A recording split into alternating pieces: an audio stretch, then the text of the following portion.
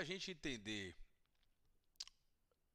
o Oriente Médio, vamos precisar retornar lá para a história de Abraão. É, lá na Bíblia. Abraão vai casar com Sara e ele está casado há 50 anos e ainda não tem um filho com Sara, né? Então, Sara, de certa forma, o orienta para que ele tenha uma relação com sua sérvia egípcia, Agar. Desse acasalamento vai nascer Ismael. Ismael, ao nascer, com tempo depois, recebe uma visita do anjo anunciando que ele seria pai de uma nação.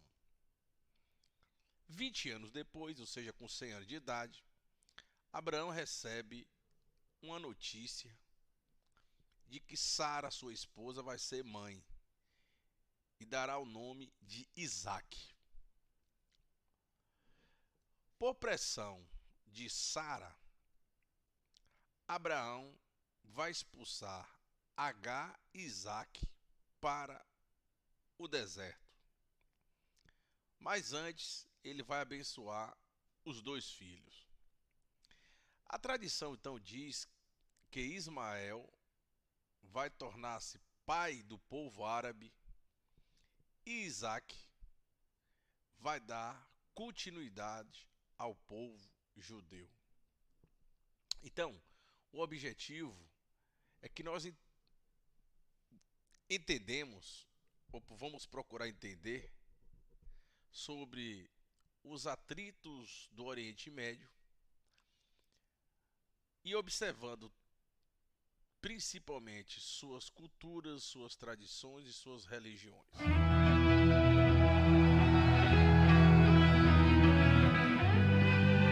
A expressão Oriente Médio ele é bastante recente. Antes se usava com muito mais frequência o Oriente Próximo, a expressão Oriente Próximo. Então, o Oriente Médio é uma região da Ásia formado pelos seguintes países: o Irã, o Iraque, Arábia Saudita, Turquia, Afeganistão, Iêmen, Kuwait, Omã, Emirados Árabes Unidos, Bahrein, Catar, Jordânia, Israel, Síria e Líbano. E aqui te dá para ver, né? Essa parte aqui mais norte a Turquia, né? Aqui vem a Síria, o Líbano, Israel, Jordânia, o Iraque, Kuwait, Arábia Saudita, né? O Irã, o lado de cá. Então é para a gente compreender um pouco dessa geografia do Oriente Médio, né? Mas também não podemos esquecer que outras regiões também foram incluídas quando falamos de Oriente Médio. Por exemplo, o norte da África. Então, países como o Egito, a Líbia, a Tunísia, a Argélia e Marrocos, né, também apresentam uma língua árabe, existem desertos e praticam eles a religião muçulmana, que são características, né, do Oriente Médio, com toda certeza. E também essa área tem como clima predominante o árido e o semiárido. Quer dizer o seguinte, em outras palavras, é uma região de pouca umidade, quer dizer, chove bem pouco, onde vai predominar aqui os desertos. As regiões mais úmidas e favoráveis à agricultura são as que são banhadas pelos rios o Tigre e Eufrates. Lembro lá da Mesopotâmia. Também é uma área privilegiada pelas chuvas trazidas pelas nuvens carregadas do Oceano Índico. E grandes comerciantes, esses do Oriente Médio, Os povos dessa área eram todos nômades. Isso quer dizer que mudavam de um lugar para outro, sempre em busca de água. Sempre em busca de água.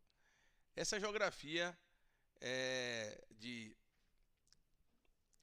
bem resumidamente, para a gente compreender essa região do Oriente Médio, que sempre vai predominar o deserto, poucas chuvas e um comércio muito vibrante.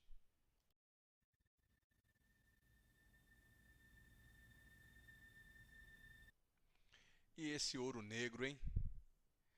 Um elemento comum a quase todo o Oriente Médio é o petróleo, né? A Península Arábica está boiando sobre essas imensas reservas desse combustível natural. É chamado ouro negro, né? Apesar de tantas outras formas de energia terem surgido, o petróleo ainda é a mais importante. Potências como a Rússia e os Estados Unidos são fortes produtoras do ouro negro. Mas sem o fornecimento do Oriente Médio, com certeza o mundo industrial iria parar ou iria andar bem mais devagar. Em 1908, pela primeira vez, o petróleo jorrou no Irã. O petróleo trouxe ao Oriente Médio uma realidade bastante estranha. Alguns países, como o Kuwait, transformou-se em ilhas de fantasia. Muito dinheiro, ausência de imposto, serviço público abundantes e quase de graça. Em outras áreas, como o Irã e o Iraque, apesar das riquezas contraídas pelo petróleo, a maioria da população lá vive na miséria. Então, olha só, enquanto uns têm benefícios e até facilitam, né, para que haja, de certa forma, uma maior exploração do petróleo, outros, mesmo facilitando, a sua maioria da sua população permanece na miséria. Então, o petróleo vai patrocinar a corrida armamentista, né? É só lembrarmos da Guerra Fria, né, entre os Estados Unidos e a União Soviética, a extinta União Soviética. E esse petróleo também vai patrocinar os interesses estrangeiros na região. Então, grandes empresas irão se direcionar para a região do Oriente Médio. Por exemplo, a General Motors, a Ford Motors, a Exxon, a Royal Dutch Shell, que é a Shell, estão direta ou indiretamente ligados ao petróleo. Mas uma coisa que é curioso, de certa forma, que os maiores produtores de petróleo não estão lá. Vejamos aqui o mapazinha, né? Olha, entre os 10, o Brasil está entre os maiores produtores mundiais de petróleo. Olha, o primeiro é os Estados Unidos, depois a Rússia, a Arábia Saudita. Aqui que vai o terceiro é que entram eles, a região do Oriente Médio, ó. Aí vem o Iraque, Canadá, Irã, China, Emirados Árabes, Kuwait e o Brasil, né? E o Brasil. Então, vale a pena lembrarmos que países que produzem bastante, como o próprio Estados Unidos e a Rússia, também consomem muito. Por isso, tanto os Estados Unidos como a Rússia também exportam petróleo, né? Agora, esse ouro negro tem uma coisa que deve ser salientado. Ele tem um problema, um grande problema. O petróleo trata de um bem não renovável.